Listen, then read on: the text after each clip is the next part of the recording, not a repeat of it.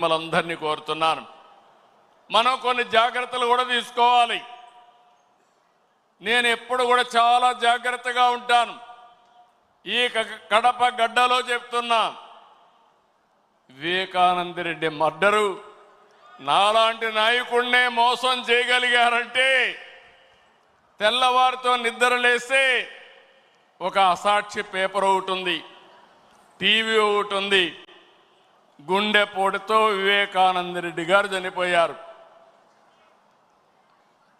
అందరి మాదిరిగా నేను కూడా నమ్మాను. అంతవరకు ఎప్పుడు కూడా నేను వేరే కోణంలో ఆలోచించేవాడిని. ఎన్నికల బిజీలో నమ్మితే సాయంత్రానికి మలుపుల మీద మలుపులు, గొడ్డలితో మెదడు కూడా బయట వచ్చి అంత చిన్నాభిన్నమైపోయి రూమంతా రక్తం ఉంటే అలాంటిది కడిగేసి ఏమీ జరగనట్టు గుండెపోటుతో రక్తం వచ్చి గోడలన్నీ కూడా తడిచిపోయాయని చెప్పగలిగారంటే ఎలాంటి వారితో మనం పోరాడుతున్నాం ఒక్కసారి ఆలోచించుకోవాల్సిన అవసరం ఉంది.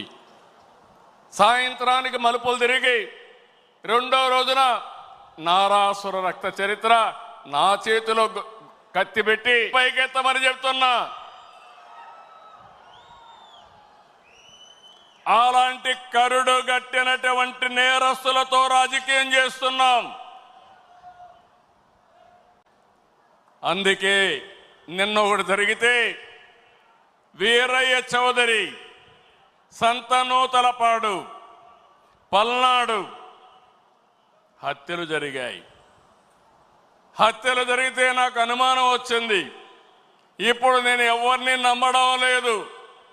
ప్రతి ఒక్క విషయాన్ని కూడా సందేహం పెట్టుకొని మనసులో వేరే విధంగా నేను ఆలోచించి ఎవరు చేశారని ఆలోచించే పరిస్థితికి వచ్చాను.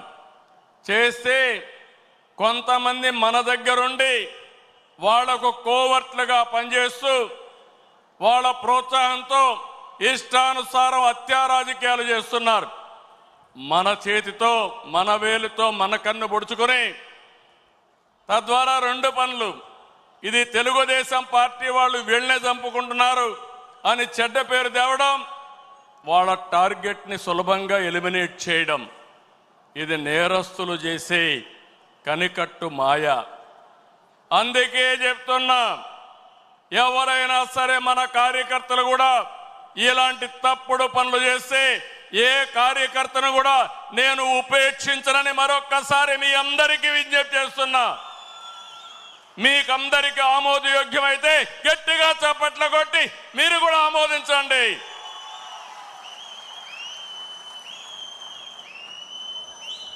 నేరస్తులు కబద్దార్, నా దగ్గర మీ ఆటలు సాగనివ్వను.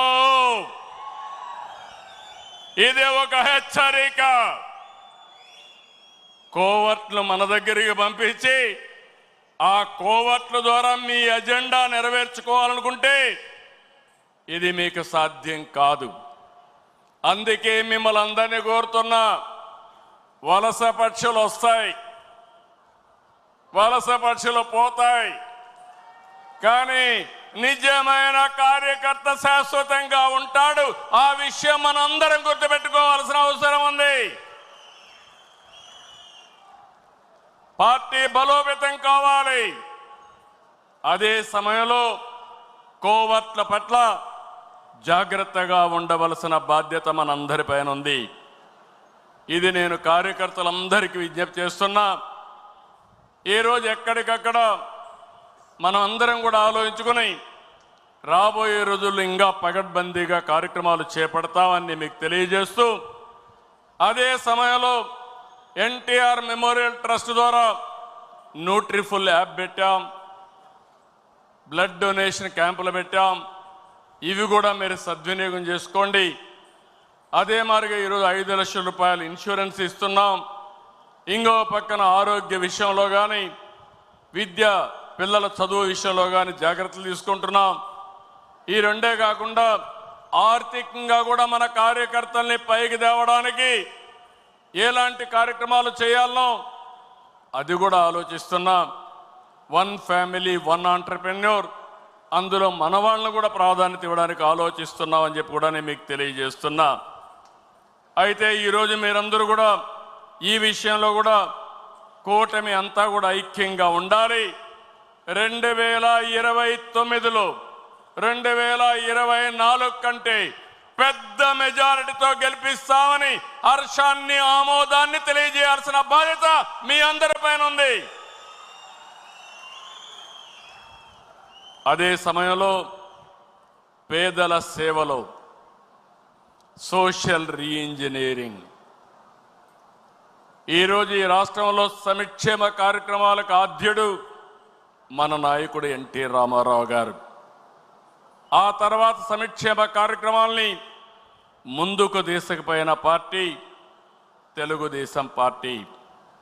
ఇంకో పక్క మీరు చూస్తే వెనుకబడిన వర్గాలు ఎప్పుడు కూడా తెలుగుదేశం పార్టీకి కంచు కోట, వెన్నెముక. ఏ సందర్భంలో కూడా ఏ వ్యక్తి కూడా వెనుకబడిన వర్గాలను మర్చిపోవడానికి వీలు లేదు. అందుకే మొన్న ఎలక్షన్లో ఒక పని చేశాం, సోషల్ రీఇంజనీరింగ్ చేశాం.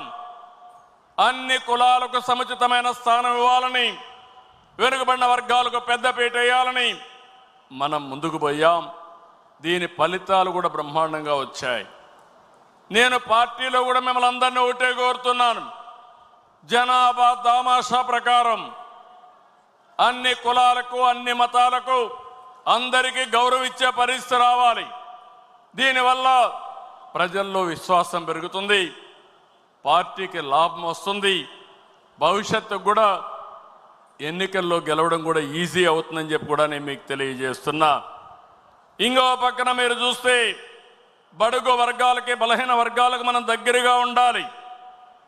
ఈరోజు మీరు చూస్తున్నారు సమాజంలో కొన్ని దురాచారాలు ఉంటే 2 గ్లాసుల సిద్ధాంతం ఉండేది. జస్టిస్ పున్నయ్య గారి కమిషన్ వేశాను, ఆయన ఇచ్చిన రికమెండేషన్లు అమలు చేశాం. ఈరోజు అంబేద్కర్ గారి స్ఫూర్తిని పూర్తిగా అమలు జరిపిన వ్యక్తి ఎన్టీ రామారావు గారు అయితే దాన్ని లాజికల్గా తీసుకుపోయిన పార్టీ తెలుగుదేశం పార్టీ. ఈరోజు మనం గుర్తుపెట్టుకోవాల్సింది, ఫస్ట్ టైం బాలయోగిని లోకసభ స్పీకర్గా చేశాం, ప్రతిభా భారతిని అసెంబ్లీ స్పీకర్గా చేశాం, ఎర్రం నాయుడు, యనమల, కళ, కేఈ, అయ్యన్న పాత్రుడు, కాలవ, నక్క, ఆనందబాబు